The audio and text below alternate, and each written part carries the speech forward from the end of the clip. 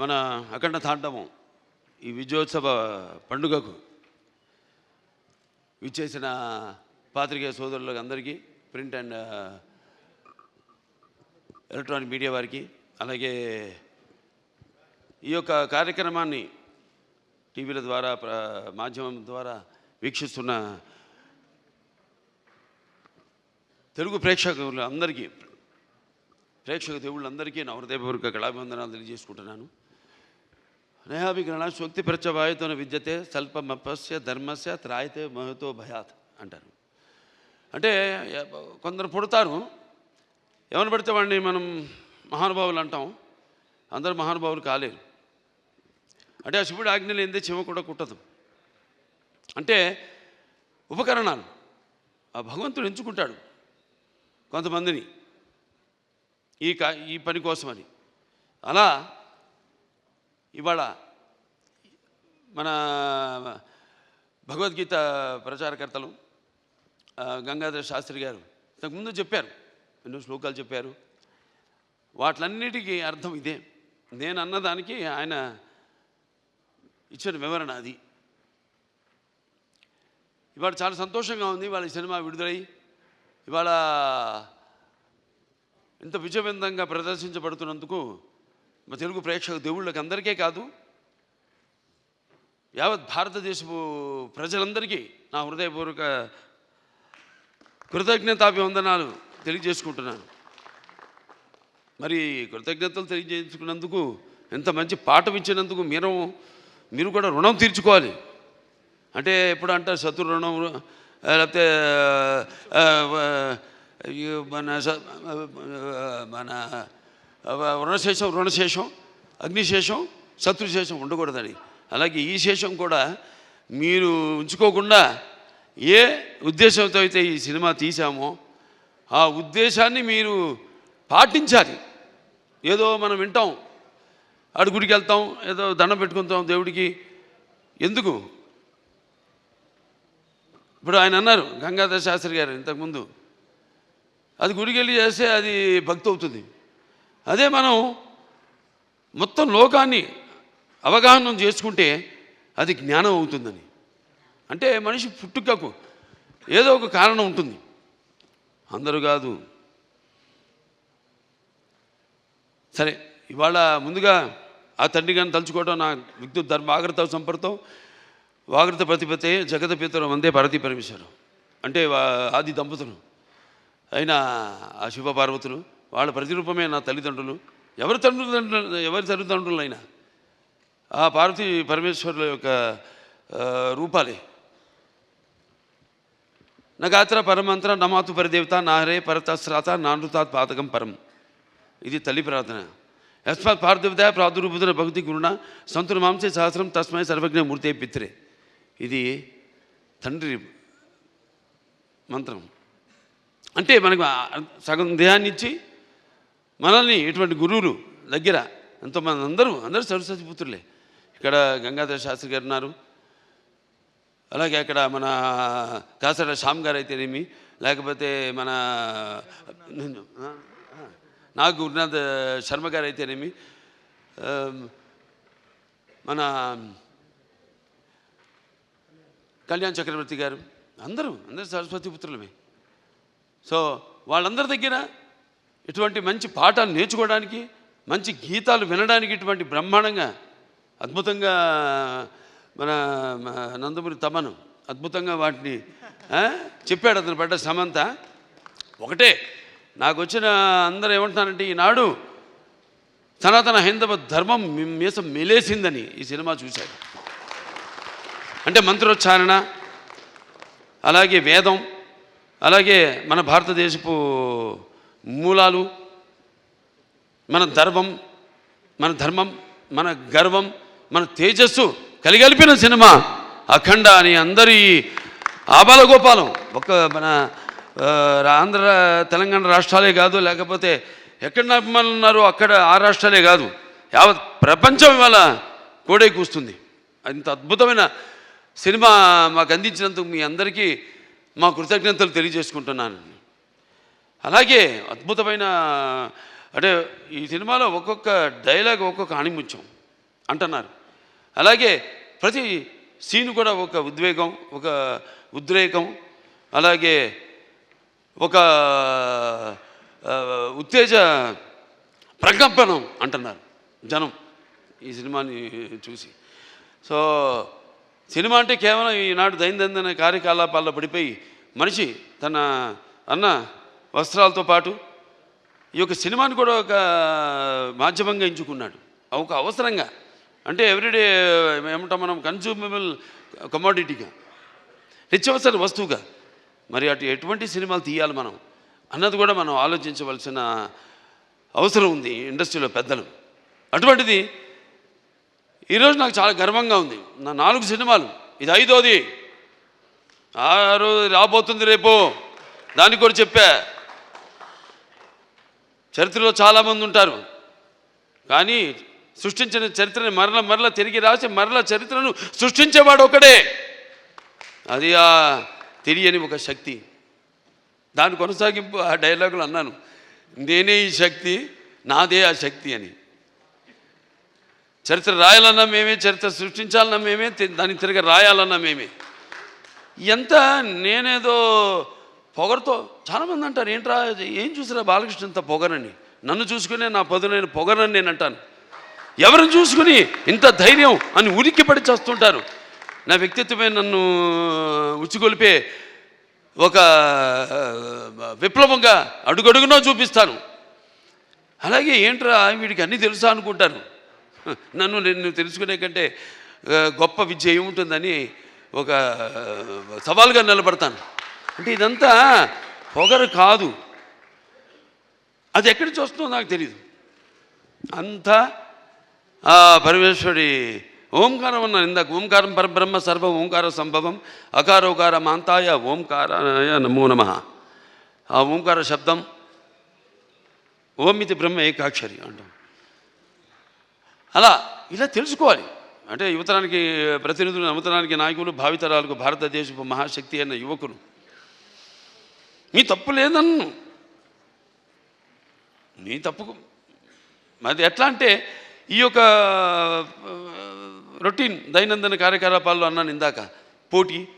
దానికి నేను ఎప్పుడు ఏదైనా ఆసరా తీసుకునేది సినిమాలే, లేకపోతే సంగీతం. వీటి మీదే ఎప్పుడన్నా నేను మనిషిని, నాకు ఎప్పుడైనా నిర్లిప్తత ఇది వచ్చినప్పుడు పూజ చేస్తారు. నేను ఆధ్యాత్మికంగా రోజు గంటన్నర పూజ చేస్తాను. నేను ఆ పూజ దొరత నా వృత్తే నా దైవం. ఆ వృత్తే ఈ అఖండ సినిమాలో నా పాత్ర. నేను చెప్పాను కూడా, ఇంతకుముందు ఒక సభలో చెప్పడం జరిగింది. ఒక ఇది శివ తాండవం యొక్క విన్యాసం ఎలా చేశాను ఈ పాత్ర అంటే, ప్రతి పాత్ర యాక్టింగ్ అంటే ఊరికే నమ్మడమో అరవడమో, లేకపోతే ఒక కళ్ళల్లో కన్నీళ్లు తెప్పించడం కాదు. పాత్ర అంటే ఒక పరకాయ ప్రవేశం. అది ఒక నందమూరి ఎన్టీ రామారావు గారు. ఎందుకంటే నేను చెప్పాను ఇంతకుముందు, ఆయన తలుచుకోకుండా ఏ సభ నేను అంటే నాకు ఇంత ధన్యమైన జన్మనిచ్చి నన్ను మీ అందరి గుండెల్లో ఆయన ప్రతిరూపంగా నిలిపినందుకు, మరి దైవాంశ సంభూతుడు, విశ్వానికి విశ్వ నటరూపం ఎలా ఉంటుందో చూపించిన యుగ పురుషుడు, కారణ జన్ముడు, నా తండ్రి, నా గురువు, నా దైవం నందమూరి తారక రామారావు గారికి నమస్కరించుకుంటూ, మరి ఇటువంటి ఈ సినిమాని ఈ సినిమా కేవలం తెలుగు సినిమా కాదు, ఇది యావత్ భారతదేశమే కాదు, యావత్ ప్రపంచం ప్రేక్షకులకు సంబంధించిన సినిమా ఇది.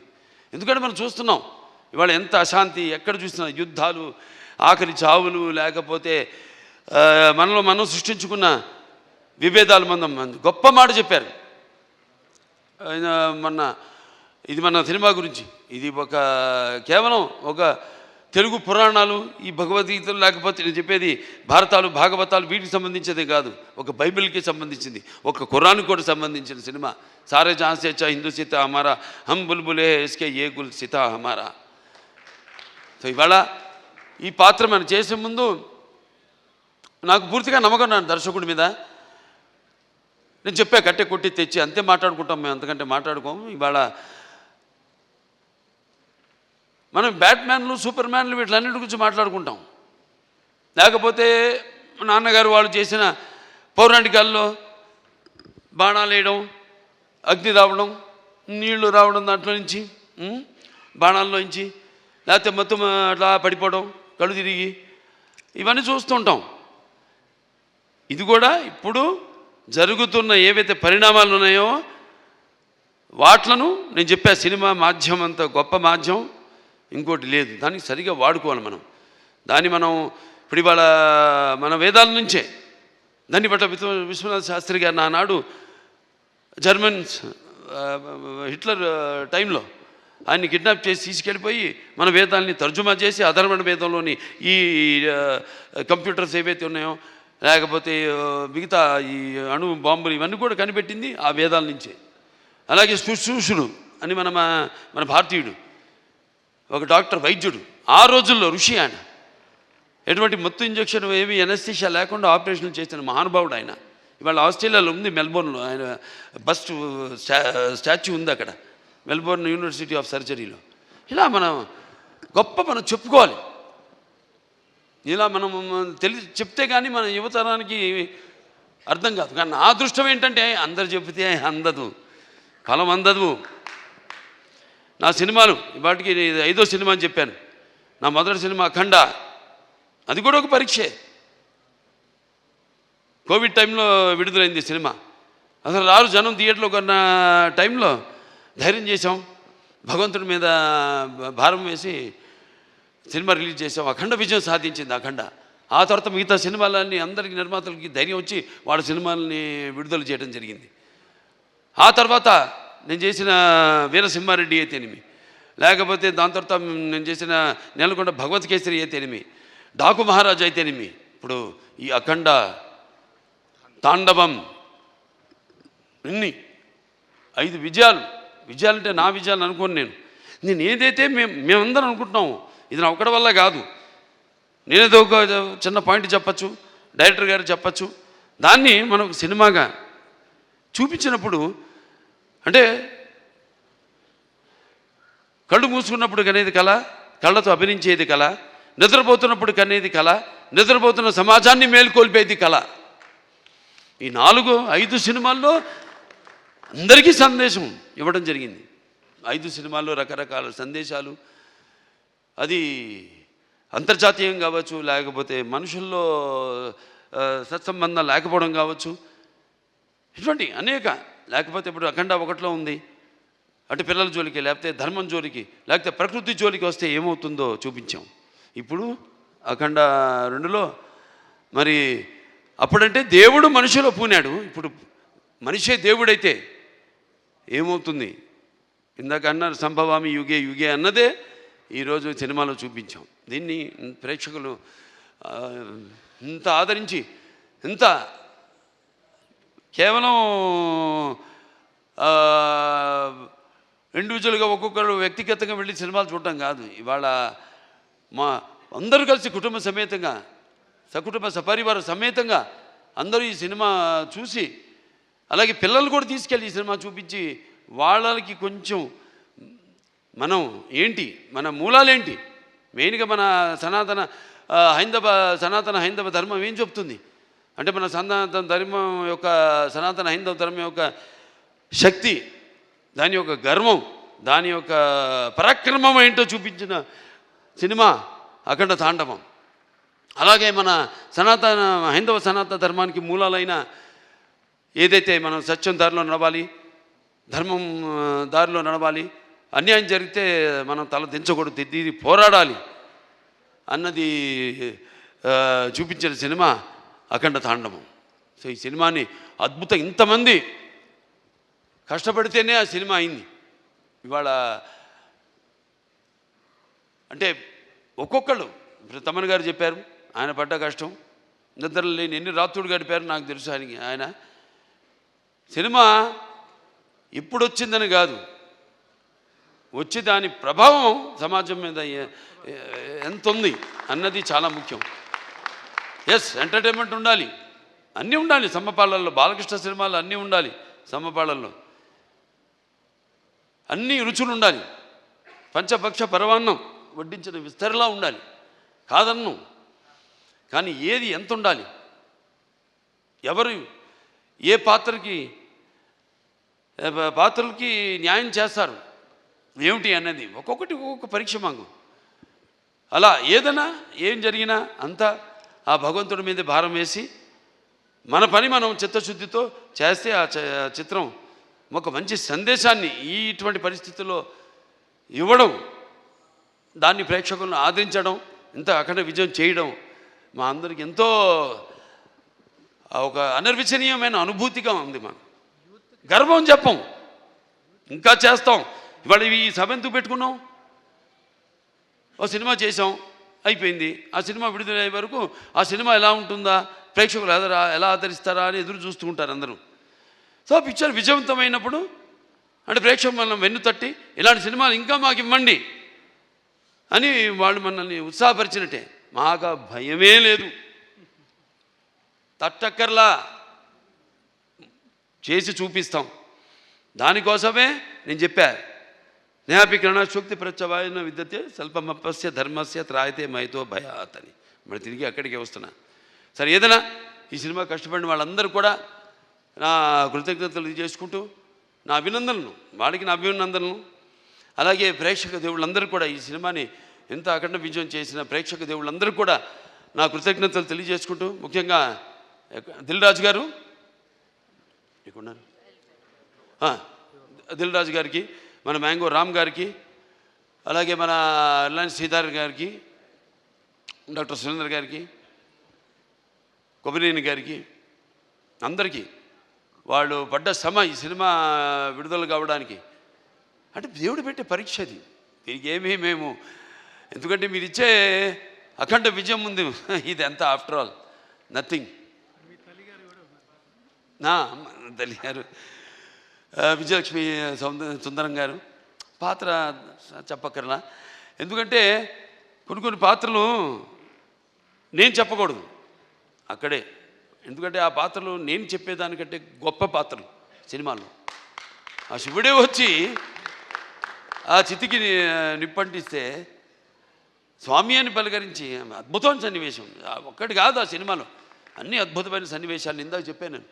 సో మనస్ఫూర్తిగా అందరికీ ఇక్కడ నా టీం వాళ్ళందరూ కూడా, రామలక్ష్మణ హాస్టల్కి అయితేనేమి, లేకపోతే మా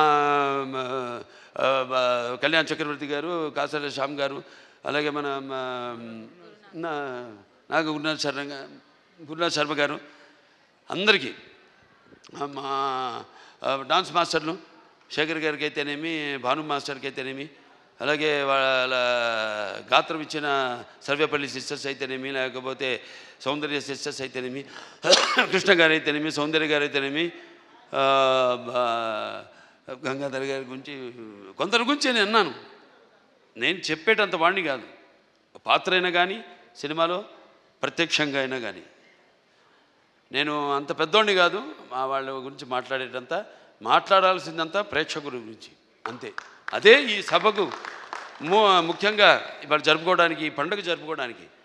సో ప్రేక్షకుల దేవుళ్ళందరికీ మరొకసారి నా ఈ ఇంత అఖండమైన విజయాన్ని మీకు మీరు దక్కించుకున్నందుకు, మీకు మీరు ఇచ్చుకున్నందుకు మీ అందరికీ నా అభినందన తెలియజేసుకుంటూ నేను సెలవు తీసుకుంటున్నాను.